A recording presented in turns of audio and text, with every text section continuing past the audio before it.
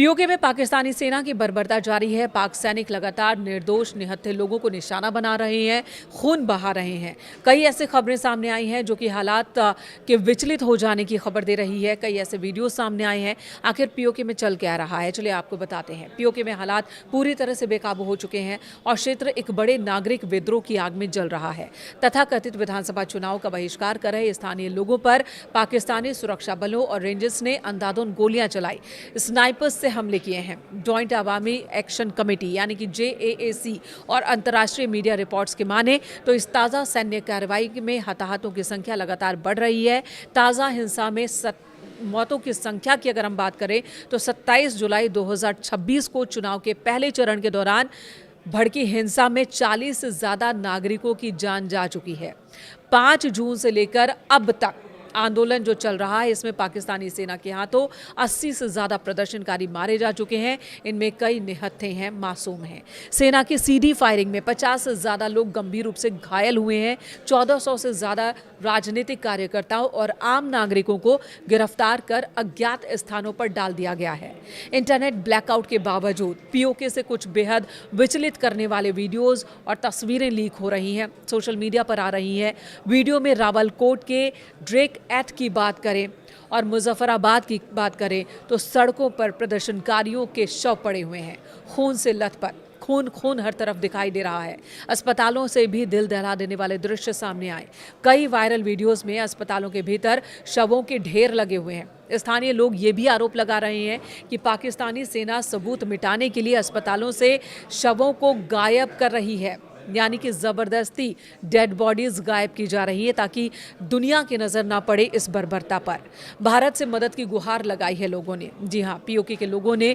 और एक स्थानीय इन्फ्लुएंसर अकील भाई ने, एक स्थानीय महिला ने, कई ऐसे वीडियो सामने आए हैं, तेज़ी से वायरल हो रहे हैं, जिसमें वो रोते दिख रहे हैं और कह रहे हैं कि हमारे बच्चों का कत्लेआम हो रहा है, अल्लाह के वास्ते भारत हमारी मदद करे। तो स्थानीय लोग भारत से मदद की मांग कर रहे हैं। आपको बता दें, ये विद्रोह अचानक नहीं भड़का, बल्कि इसके पीछे दशकों का आर्थिक और राजनीतिक शोषण है।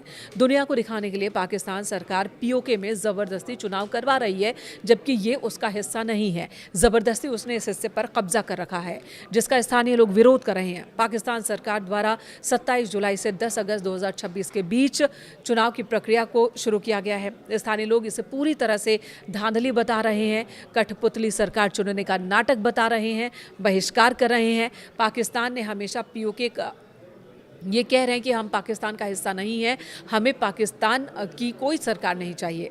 पाकिस्तान ने हमेशा से ही पीओके को आर्थिक उपनिवेश की तरह इस्तेमाल किया।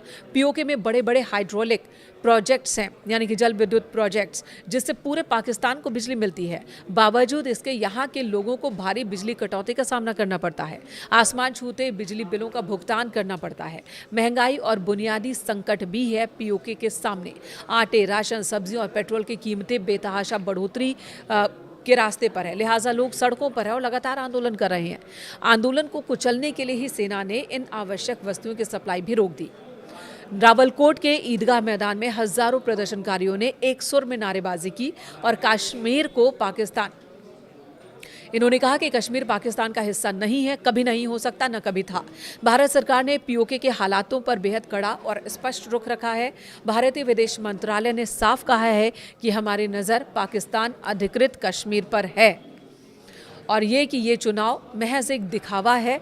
विश्व के सामने पाकिस्तान नकाब पहनने की कोशिश कर रहा है, अपने अवैध कब्जे को छिपाने की कोशिश कर रहा है, जो महज एक हथकंडा है। भारत ने वैश्विक मंच पर कहा कि पीओके में जारी व्यापक जन आक्रोश पाकिस्तान के प्रशासनिक दमन, आर्थिक शोषण और मौलिक मानवाधिकारों के गंभीर उल्लंघन का सीधा नतीजा है। भारत हमेशा से पीओके और लद्दाख को अपना अभिन्न अंग मानता है। पाकिस्तानी सेना की इस क्रूरता ने दुनिया का ध्यान खींचा है और इस्लामाबाद चौतरफा घिर चुका है। संयुक्त राष्ट्र मानवाधिकार कार्यालय के प्रवक्ता जेरेमी लॉरेंस ने सार्वजनिक सभाओं पर रोक और अभिव्यक्ति की आज़ादी को दबाने के लिए सैन्य ताकतों के इस्तेमाल पर गहरी चिंता जताई। मानवाधिकार संगठन एमनेस्टी इंटरनेशनल ने बुलेट्स और बैलेट्स की नीति की निंदा की और इसे कत्लेआम करार दिया और कहा कि इसकी जांच स्वतंत्र और निष्पक्ष एजेंसी से होनी चाहिए। वहीं लंदन में स्थित पाकिस्तान उच्चायोग के बाहर कश्मीरी प्रवासियों और मानवाधिकार कार्यकर्ताओं ने भारी संख्या में इकट्ठा होकर पाकिस्तानी सेना के खिलाफ प्रदर्शन किया और अंतर्राष्ट्रीय हस्तक्षेप की मांग की है। इस तरह से पाकिस्तान पीओके में अपनी बर्बरता की वजह से, अपनी सेना की करतूत की वजह से चौतरफा घिर चुका है।